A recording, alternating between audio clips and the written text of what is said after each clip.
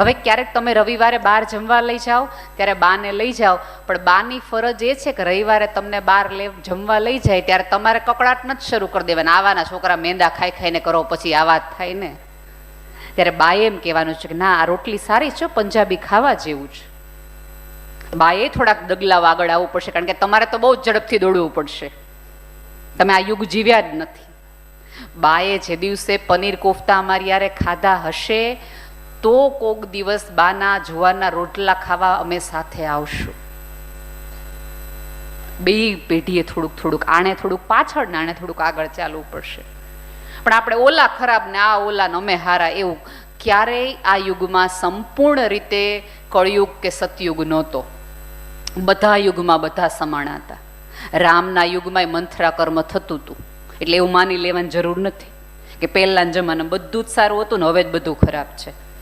ના, બધા યુગમાં બધું હોય, પણ હવે તમે ભણેલ ગણેલ છો, સક્ષમ છો, આટલી સમજદાર છો, આર્થિક રીતે પગભર છો, ગુજરાતની અડધી જીડીપી તમારા આધારે નભેલી, તમને ગર્વ કેમ તમારી જાત ઉપર નથી થતો? થવો જોઈએ. કોલર ઊંચા કરતા તમને આવડવા જોઈએ કે અડધા છે ને એ આપણા રોડે બને છે, આપણે ટેક્સ ભરીએ જ ને એટલે આ બધું થાય છે. 4 વાગે હું ઉઠું જ એટલે આ બધું થાય છે. બાકી આળસ તો હવને આવી હોય. કોને હોઈને રહેવું ન ગમે 9 વાગ્યા સુધી? બધાને ગમે. બધાને ગોઠણના દુખાવા થતા હોય, બધાને. આ પેઢી તો ઓલી જ છે કે આપકે હસી પેર જમી પર મત રખીએ. હવે જોઈએ તો ખબર પડે કે વીઘા વીઘાના વાઢિયા ન્યા થઈ ગયા છે. હે, જે ઘરના આંગણા રૂડા કરવામાં તમે વાઢિયા પાડી દીધા હોય ને એ સ્ત્રીનું સન્માન પહેલા કરો કે તમે અહીંયા પગમાં લાલાશ લીધી એટલે અમારા ગાલ પર લાલાશ આવી. એ શ્રેય તમને જાય છે.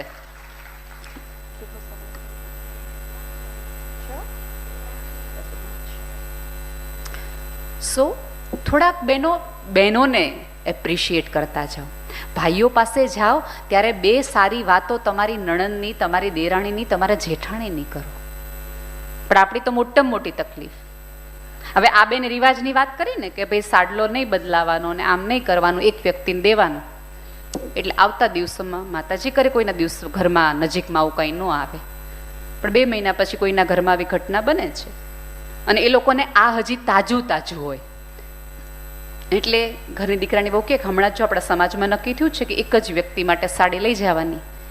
આપણે જે હોય વાત માનશો, એના ગુજરી ગયા હતા ને ત્યારે મારા પિયરિયા બધા માટે લાવ્યા હતા. એ જોઈને સાચે ખોટે એમ થયું કે દેવાનું નથી.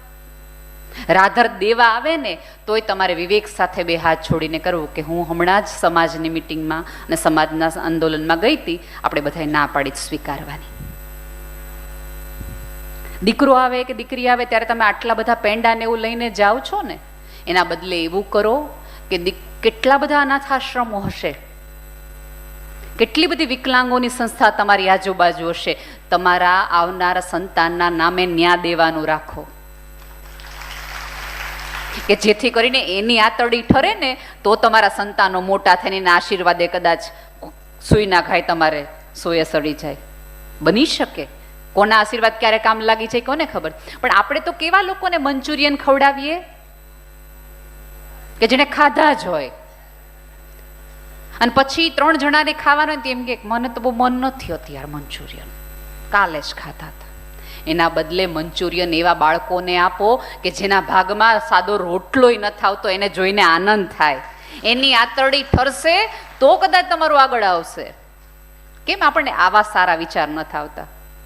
એમણે કીધું કે લગ્નમાં ખર્ચાઓ નહીં કરવાના, દેવા લેવાની પ્રથા ન કરો. હવે તો મને એમ થાય કે કંકોત્રીમાં નીચે લખવું જોઈએ તમે જે પણ ચાંદલો આપશો એ આ સંસ્થા, ધારો કે તમે ભાઈએ કીધું અશોકભાઈએ કે તમે આટલું 300 કરોડનું બનાવવાના છો, એ તમામ ચાંદલો છે એમાં જશે, ગૌશાળામાં જશે, અહીંયા જશે, અહીંયા જશે. એવો કેમ સારો વિચાર ન આવે? ઉત્સવોના વિરોધી આપણે કોઈ નથી. એક વસ્તુ યાદ રાખજો, એનો અર્થ એ નથી કે એવું સાદગીપૂર્ણ જીવો કે તમારે સંપત્તિનો લાભ કોઈને ન મળે. અને એક વસ્તુ જો, પૈસા માટે એટલો બધો અણગમો ન રાખો. કમાઓ, કાંડામાં ત્રેવડ હોય ત્યાં સુધી કમાઓ. 2 પૈસા હશે તો સમાજનું સારું કરી શકશો. બાકી તમે તે સ્લીપર પહેરીને ફરતા હોય તો હું સમાજનું ઉદ્ધાર કરવાના હતા? તમારી પાસે વધારાના કશુંક હશે તો સમાજ સમૃદ્ધ થશે. અને જ્યારે જ્યારે સંસ્કારી વ્યક્તિ પાસે લક્ષ્મી આવે ત્યાંથી જ સમાજ સુંદર થાય. બાકી આટલા સારા આયોજન થાય કેવી રીતે? કોઈ પાસે કશું હોય જ નહીં તો કાંડાના જોરે જેટલું કમાઈ શકતા હોય એટલા કમાઓ, અને સંતાનોને શીખવાડો કે મહેનતથી, તમારી સૂઝથી ને આવડતથી જેટલું કમાઈ શકાતું હોય એટલું કમાઓ. તમારી સરસ્વતી જો લક્ષ્મીના ઝાંઝર પહેરીને આવતી હોય તેને વધાવો ને દુખણા લ્યો, કમાવડાવો. પણ આવા સારા વિચાર સાથે પણ કમાવડાવો. બધા રિવાજો ખોટા છે. એક વસ્તુ યાદ રાખજો કે બધા રિવાજો ક્યારેય ખોટા નહોતા. એની પાછળ સામાજિક વિજ્ઞાન હતું. કે કોકના ઘરે તમે ગયા હોય, મૃત્યુ થયું હોય, હવે કમારનાર પુરુષ જતો રહ્યો હોય અને આર્થિક મુશ્કેલીમાં આખું ઘર આવી ગયું હોય, તો બની શકે કે એ લોકોના ઘરમાં પૈસાની વ્યવસ્થા ન હોય. એટલા માટે ઘરના આવનાર દરેક વ્યક્તિ થોડું થોડું થોડું થોડું આપે, તો બની શકે કે એમને મૃત્યુનું દુઃખ અને આવેલી મુલ્ક આર્થિક, કારણ કે જેટલા એવા હોય જમીને તો જવાના જ હોય. હવે આપણે એમ તો ન કહીએ કે હું જમ્યો તેના 100 રૂપિયા, એવું તો ન હોય. પણ આ બધા રિવાજોના કારણે આ બધું હતું. હા, કોઈ ગરીબના ઘરે આવી મુશ્કેલી આવે તો કોઈને ખબર ન પડે ને એ મુઠ્ઠી વાળીને આપી દો. પાછું એ જ ચાલુ રાખજો. એવું ન કરતા બંધ કરવાનો નિર્ણય કર્યો એટલે બધાએ બંધ કરી દેવાનું નહીં. ખૂબ સારા રિવાજો પણ આપણા સમાજમાં હતા કે એકબીજાને તમે રડવામાં મદદ કરી શકતા હતા. કોઈ સમજી નહોતું. ક્યારેક કેવું થાય કે કોઈ વ્યક્તિ રડી ન શકે આટલું બધું કે વયા ગયા હોય બોલી. અત્યારે તમે કોઈ પણ મનોવૈજ્ઞાનિક પાસે જાઓ છો તો તમને શું કરે છે? રડાવે છે, વાત કરીને. આ બધી રીતિઓ અને આ બધી રીતો એ હતી કે વાત કરીને એ વ્યક્તિનું મન હળવું કરવાની હતી. વાત કઢાવવાની નહોતી. સમજી લેજો, આપણે વાત કઢાવવા જઈએ છીએ, મન હળવું કરવા નહીં. એવું કંઈક જીવો, એવું કંઈક કરો. કોકના ટાણા સાચો. અહીંયા કઠપૂથળીના ખેલ કોકે જોયા હશે, બરાબર? એમાં એક કોક રાજા હોય, કોઈક સિપાઈ હોય, કોઈક અધિકારી હોય, એ કોઈક હિરોઈન હોય, કોઈ ગુલામ હોય. એ દોરીઓ ચાલતી હોય ને ત્યાં સુધી કોક મોટો, કોક નાનો, આ બધું જેવા ખેલ પૂરા થઈ જાય ને એટલે એક ખુંડલામાં બધાય હારે જ પડ્યા હોય. જીવતા છો ને ત્યાં સુધી હોદ્દા છે, બાકી વયા ગયા ને પછી કાંઈ કોઈ હોદ્દા નથી, હુંડલામાં જ પડ્યા રહેવાના છે. દિયો કોકને.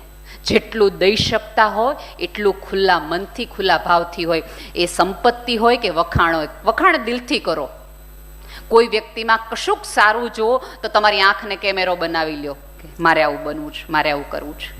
જેટલી બેટા આપણે હેરસ્ટાઈલ મારે ઓલી જેવી કરવી છે, કપડાં મારે ઓલી જેવા લેવા છે, ઘરેણાં મારે ઓલી જેવા કરવા છે, તો ક્યારેક સારી વાત અને વિચારનું આવી કોપી પેસ્ટ કરવાનું રાખો.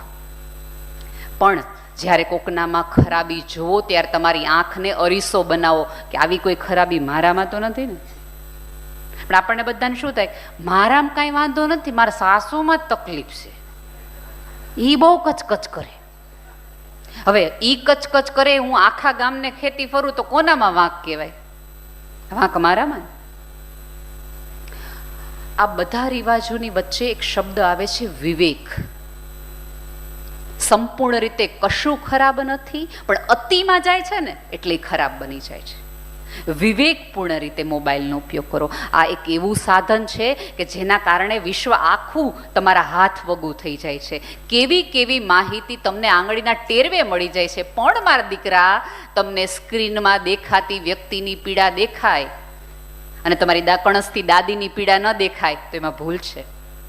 જે છોકરો એમ કે મારા બા છે એ ત્યારે બીમાર છે અને તેમ છતાં તમારી યારે ટાઈપિંગમાં ચડ્યો હોય ને તો વિચાર કરો કે જે સગી દાદીનોય ન થઈ ગયો એ મારો શું થવાનો હતો. જે ઘરની કુટુંબની નાની નાની જવાબદારીથી ભાગી રહ્યો છે એ મને શું પ્રેમ કરવાનો. તો એક વસ્તુ યાદ રાખજો કે માત્ર છોકરાઓ જ છેતરે છે એવું નથી, છોકરીઓ એટલા જ છેતરે છે. એકલો વાંક દીકરાઓનો નથી, પેરેલલ આ પ્રવૃત્તિ ચાલે છે. એટલે તમારો દીકરો ક્યાંક ફસાઈ ન જાય એનું તમારે ધ્યાન રાખવું પડશે. સાથે સાથે તમારો દીકરો પણ કોકને છેતરી ન જાય એનું તમારે ધ્યાન રાખવું પડશે. જેમ તમારી દીકરીને એવું કહો છો કે અમને ખબર પડી કે તારું XYZ પ્રકરણ છે તો અમે તને ભણતી અટકાવી દેશું ને અમે તારા લગ્ન કરાવી દેશું. આવી ધાક ધમકી તમે દીકરીઓને આપો તો તમારા દીકરાને આપો. કે અમને ખબર પડી કે જગતની એક પણ દીકરી તારા હિસાબે દુઃખી છે તો આ ઘરના દરવાજા તારી માટે બંધ છે, એને એટલું કહેવાનું રાખો. તો સમાજ સુંદર થાય અને તમારા સમાજના દાખલા દેવાય.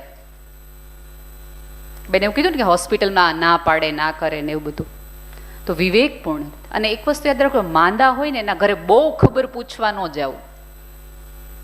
જાવું જ જોઈને અડધા લોકો, 50% લોકો છે ને વ્યવહાર હાચવા ખબર પૂછવા જતા હોય છે. કોઈને એવી કોઈ તકલીફ દુઃખ નથી થતું, હાય હાય ફલાણા આમ થયું,